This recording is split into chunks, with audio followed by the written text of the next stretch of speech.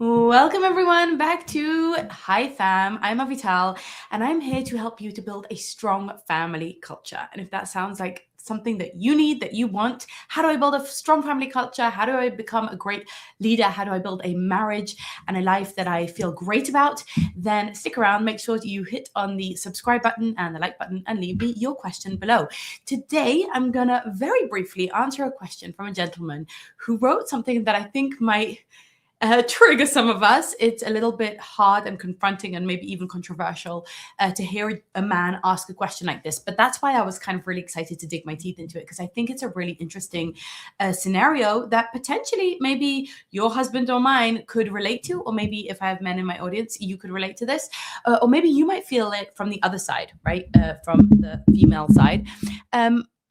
Doesn't matter, whatever your relationship looks like, wherever you're coming at this from. Let's read this question. Sorry, gotta fix my mic there. Okay. How to make a wife prepare meals and do laundry on time. I know, I've already lost half my audience. I'm a guy. I parent children in the afternoon. I work, I cook, I do laundry for myself, but not for the rest of the family because she wouldn't allow it. And I just can't be without clean clothes waiting. I tried to step away from cooking, but then the kids just didn't eat, or they ate snacks. And I don't even know how to cook. I just wash and prepare vegetables and bake meat and cook rice. Sounds like you know how to cook more than some people. I feel my wife should do more, but she's incredibly slow and doesn't allow outside help. So she is forcing me to cook unless I want to be hungry or only cook for myself.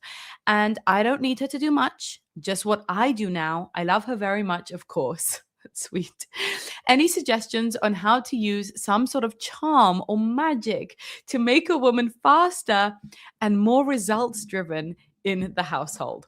Okay, I don't know. Something about this question made me laugh a little bit, made me smile. I think it's very sweet. And I think many of us can potentially relate to the idea that we really wish something else was coming out of our spouse, that they were more efficient, that they maybe were more careful with money, that they were nicer to our parents, that they were different parents to our children, that they parented with more skill.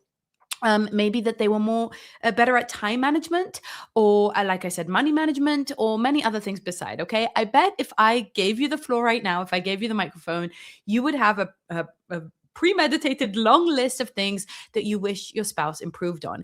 But there's something about our culture that when a man says, how can I get my wife to cook and do laundry faster and better, it somehow triggers us. So I just want to calm everyone down. It's okay. It's normal. We all have things that we want our spouse to do better in, and that we need them to do better in because, and this is the key point here, is that we're a partnership, right? The reason that we get married, beyond having a life partner, romance, connection, all of that good stuff, is to build something together, right? The idea is that we're building a new household, we're building a family, we're building even a legacy in the future. And that's why alignment on values and on big picture vision is so important, and alignment on day-to-day functioning, right? Who does what? How are we divvying up the roles? Now, thanks to our sister suffragettes and women's lib, we now have all our options open to us, for better or for worse, right? Women can either be providers or homemakers or both. And a marriage can be traditional, right? With traditional, or let's say 1950s, whatever, gender role assignments, right? He's the breadwinner, she's the homemaker. Or they could be completely egalitarian, or they could be reversed, or it might be a same-sex marriage, right? There are lots of different ways that we can do it today. There's no one rule. But the one rule that I think we should bring back, or we should maintain, or that actually makes sense, the rule that we do need, is that we align together on clarity and division of labor. Okay. We need to sign off on it. You and I, if we're married to each other, we both need to know what I own, what you own, where we need to help each other, where we both own something in 50-50 measure, and where it's separate, right? So that we can do it well, we can avoid frictions, we can minimize, conflict, and also so that there's food on the table, right? At the end of the day, that's where we're driving towards, whether because we're earning the money or because we're making the food, doing the homemaking, whatever it may be that we're doing, right? Okay, so one thing that I would want to say here is that there is no magic trick, dear sir. You asked me for some charm, okay? I don't have a magic trick or a charm to make your spouse faster, okay, or more results driven. Just like I don't have a magic trick or a charm for women to make their husbands more romantic or more attentive or gentler parents, or all sorts of things that women write to me asking for, okay? So that framing already puts you in a kind of manager role or a parent role towards your partner, right? And it's going to backfire every single time. People, men and women, don't like to feel controlled, don't like to feel that they're not accepted for who they are, don't like to feel that their spouse is constantly trying to change them. Okay. If you're multitasking and you just drifted away, come back to me because that's really important. Nobody likes to feel that their spouse is trying to change them. Everybody takes that personally and finds that difficult. However, it's a little bit of a paradox because the truth is that we all sometimes need our spouses to change with regards to something. Okay. So, what is reasonable is that two adults who share a home need clear agreements about responsibilities, about standards, about consequences, about values, about lifestyle. Okay. And right now, it sounds to me like you don't have those agreements, right? You have this silent resentment that's building up. You love her very much, but you're super frustrated. You're hungry. You don't have clean laundry. The kids don't have what to eat. They don't have clean clothes. And it sounds like these are her responsibilities in the household, and you keep stepping in to save her and to do it for her. Okay. So you don't have clear agreements, but that builds up resentment within you and this unilateral rescuing, right? Where you are constantly stepping in and doing more than your fair share.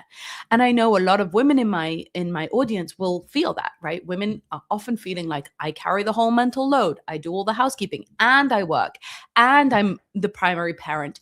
And that is a recipe for resentment and stress and competition and all sorts of conflict that's going to come down the line in a relationship. Okay. So, number one, if you keep stepping in to save your spouse from things that they're supposed to own, then you are voting for a status quo to continue. You are showing them that you will continue to enable them, and you are teaching them that nothing actually needs to change because they can always fall back on you, right? I often say this. Let's say a mother will come to me and say, oh, he doesn't know how to take care of our baby. I can't leave him alone with our baby because he doesn't know what to do. He would put the diaper on backwards. He wouldn't find the pacifier. He wouldn't put her to sleep. And the problem is that he'll never learn to take care of the baby unless he practices it. Okay. So if you keep not leaving him with the baby, he never gets to learn how to take care of a baby. And if you, dear sir, keep stepping in to save your wife from not doing laundry on time or not feeding your family on time, then she's learning that the system is fine. It works. She just doesn't have to do it and you'll do it instead. So that's enabling a kind of, it's a learned disability, as it was, right? It's learning to be unable to perform something, right? Learned helplessness, it's called in the literature, where you learn to be helpless because the other person keeps saving you from your own responsibilities. Okay. Now, I don't think the issue here is that she's slow. I think the issue here is not about the speed, it's about the ownership. Okay, does she understand that she is the one who needs to own feeding the family by a certain time or own having the laundry by a certain time? And it sounds to me like you haven't actually sat down and had that conversation together. Maybe she thinks this is a joint effort. Sometimes you cook, sometimes I cook. Maybe you have signed off on that. Maybe that makes sense if you're both out working and you're both, homemaking. So what we really need is clarity. And I'm going to tell you exactly how to do that in just one more minute. Okay. Because the truth is, you don't need her to be different than who she is. She needs to figure out how she can, handle her life. But you do need to share with her a minimum standard that you both feel is necessary in the household. Like we both feel that the minimum standard is that by 6 p.m., we pretty much every night, unless there's some dramatic reason why not, we have dinner on the table, which includes a protein and a carb and a vegetable. Fine. Like some kind of formula that you can both sign off on, that if that's being met, then we're all okay. Right? Like meals by a certain time, laundry by a certain day, right? And when that standard can't be met, then we need to reconfigure, okay? Outside help maybe is needed to be brought in, like you offered, or a different system needs to be set up, but that will become non-negotiable because the minimum standards aren't being met. Okay. So what I want to suggest to you is not to have a conversation saying, why are you so slow? Why can't you be faster? Why do you never get laundry done on time? Why can't you, learn to home keep better? Okay. But what you need to sit down and say, it's us, me and you, against the problem. And we need to, set the scene. And I teach all of this inside of Married You, how to have these conversations in a way that doesn't blow up, that people don't feel like, oh my God, you're always criticizing me. You can't accept me as I am. How dare you control me? The patriarchy, shoots again. It needs to be something calm, something focused on a good outcome.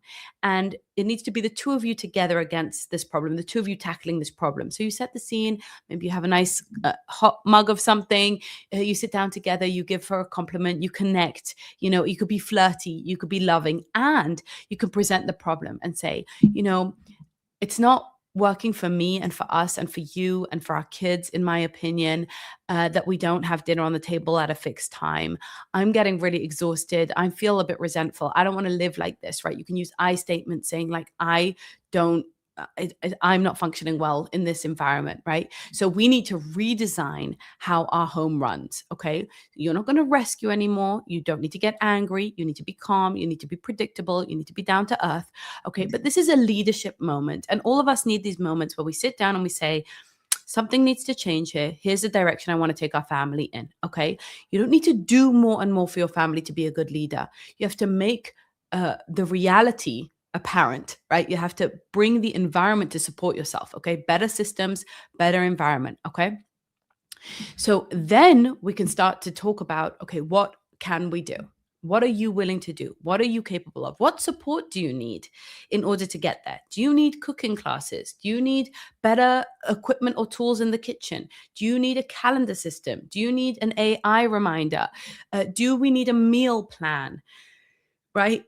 Maybe we can do laundry together 2 or 3 times. I can show you how we can get it run more quickly. And then we'll set up a system where you're folding laundry every day while the kids are falling asleep or something along those lines, right? The idea is not for you to keep stepping in and saving her from the things that, if you both mutually decided are her responsibility, but to support her, right? To meet those high expectations. So in parenting, but also in marriage, high expectations are good, but they have to be met with high support. And high support does not mean I'm doing it for you. Okay. If I want to support my husband in doing more laundry, it doesn't mean that I'm going to do it for him. It means that I'm going to set up a system that works for him, that help him to figure it out. Do you need to watch some tutorials? Do you need to learn to read the labels? Should we hang up a poster that teaches you how to do laundry? Should we get better baskets? Should we get the kids helping you? Should we outsource this and pay someone else to do it? What should we do? How can we help? Right? What is the solution that we can do? Okay. And what I really can't stress enough is the importance of the two of you being a team and saying, look, we're a holistic family. We're one family. We're one unit. We're one organism, right? And we have so many hours in the day and so much money and so much space. These are our resources. Now, how do we want to divvy it up? How are we going to divvy it up in the way that is going to meet the minimum standard that we have for our life, for things to run smoothly and feel good, right? And if she's saying, well, I have 5 hours a day, but somehow the cooking and the laundry still isn't getting done, then we step in with, okay, and what can we do about that? What support do you need? Right. And I think often it's about setting up the right systems, the right reminders, the right lessons, the right habit, getting in the mode, right? Reminding myself how to do things, maybe dialing down perfectionism and dialing up action taking. Those are the types of things that can happen. So to sum this up, she's going to feel super confronted and angry if you just shoot her down and tell her she's too slow and not good enough. But she will come alongside you and help you solve your problem if you present it that way. Our family really deserves and needs dinner on the table and laundry on time. What can we do to set up a better system so that it's running on time? And if that system doesn't work and if that system doesn't fail, let's go to plan B and figure out what else we can do. So thank you so much for writing into me. I know this was a vulnerable and uneasy question to write in, but I actually particularly love helping men who so often won't ask questions and won't share. So I really do appreciate that you did, because I think that helps a lot of us. Hannah says perfectionism is often in my way. Right. Maybe it's perfectionism. Maybe she can't do the laundry until she can separate it perfectly and have just the right powder and just the right time. And if she can't do it like that, she won't do it at all. And then we have to help her, right, to change that mindset. It's like, no, the kids just need their clothes by Thursday. And it doesn't matter if it's imperfect, because otherwise they won't have anything to wear, right? So done is better than perfect. And and sometimes, just let's take that example of laundry for a minute. Sometimes you might think to yourself, oh, we spend so much money on these clothes, I've got to take care of them perfectly. I'm worried about ruining them. And sometimes maybe she needs to hear from you a permission, almost like, hon, if the clothes fade a little bit or get a little ruined in the laundry, in a year or two, we'll be buying new clothes anyway. Don't worry so much about it. It's okay. Or, hon, the meal does not need to be gourmet. It just needs to be there on time so we can all eat, right? Here, let's figure out some easy, quick, one bowl recipes that we all like. I want to tell you that my family changed when I set up a meal plan. Everything changed because I knew that I'm doing, I do pizzas on Monday and sushi on Tuesday, and I just know what I'm making. The shopping is easier for my husband. The cooking is easier for me. The eating is easier for my kids because there's no arguments about do they like it, don't they like it. We've got our fixed meals that we know everybody eats something and everybody likes, and we get better and better and quicker and more efficient at making them because we make them week after week, right? And that's just an example of how the system is the issue. Look, I teach family culture, and family culture is built on systems. What is our system for bedtime? What are our rules around screens? What is our system for education and homework?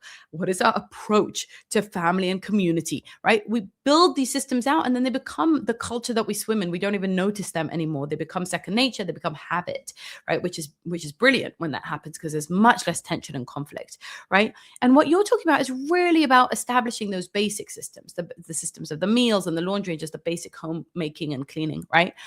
And those systems, once they're set up, they become transparent, things run smoothly, and we can, alleviate our mind to greater, grander things. All right, my friends, I'm going to wish you a very good day. Keep on living that high fam life and keep on sending those questions in. You can leave them in the comments below this video. Much love, and I'll see you in the next one.